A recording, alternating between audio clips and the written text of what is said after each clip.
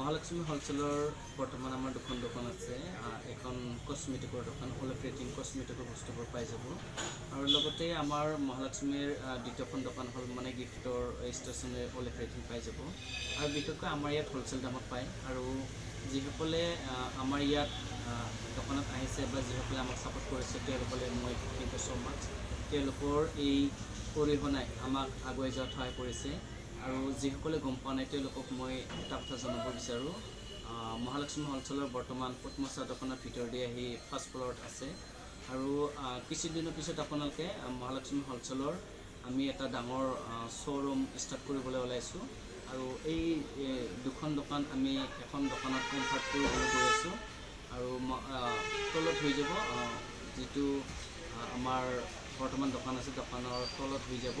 আৰু সেইটো ডাঙৰ আৰু দীঘল ৰুম আমি ষ্টাৰ্ট কৰিম। আৰু সেই যেতিয়া আমি ষ্টাৰ্ট কৰোঁ সেই ভিডিঅ'বোৰ আপোনালোকে পাই থাকিব।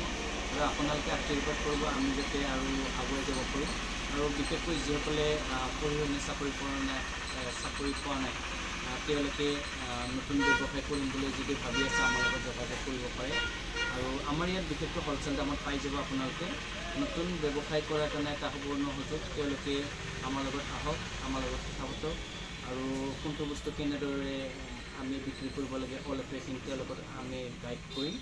আৰু আমাৰ মহালক্ষ্মী হোলচেল বামনিগাঁও এতিয়া বৰ্তমান আমাৰ পদ্মচা দোকানৰ ওপৰত আছে। আমাৰ কিছুদিন পিছত ইয়াত আমাৰ দোকান থাকিব। আমাৰ তলত আমি যিটো নতুন বিল্ডিং বনাই আছে বামনিগাঁৱত, আৰু তাতে আমি নতুন এটা ৰুম লৈ লৈছোঁ, ডাঙৰ আৰু দীঘল ৰুম। তাতে নতুন চিন্তা চৰ্চাৰে আমি কিছুমান পদক্ষেপ লৈছোঁ। তাতে নতুন ৰূপত আপোনালোকে দেখিব মহালক্ষ্মী হোলচেলৰ বৰ্তমান যিবোৰ আপোনালোকে ভিডিঅ' চাই আছে এই ভিডিঅ'ৰ আপোনালোকে নতুন পাই থাকিব। আৰু তাতে নতুন চিন্তা চৰ্চাৰে বা নতুন পদক্ষেপেৰে আমি আপোনালোকক দেখাম। আৰু যিসকলে আমাক লাইক কৰিছে, যিসকলে আমাৰ ভিডিঅ'বোৰ চাই ভাল পায় তেওঁলোকে প্লিজ ফ'ল' কৰিব। তেওঁলোকে আমাক আশীৰ্বাদ কৰিব আমি যাতে আগুৱাই যাব পাৰোঁ। লগতে আমি যিসকল নিবনুৱা সমস্যা হৈছে তেওঁলোকক আমি এটা সুবৰ্ণ সুযোগ দিয়াৰ কাৰণে বা নতুন ব্যৱসায় কৰি তেওঁলোকে নিজৰ ভৰিত নিজে থিয় দিয়াৰ কাৰণে আমি এটা সুবৰ্ণ সুযোগ